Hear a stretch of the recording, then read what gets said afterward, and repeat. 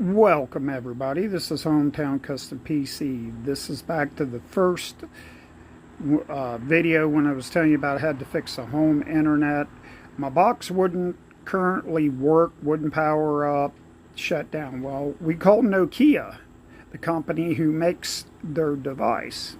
Had them to ship us out a brand new battery for free of charge and fixed it.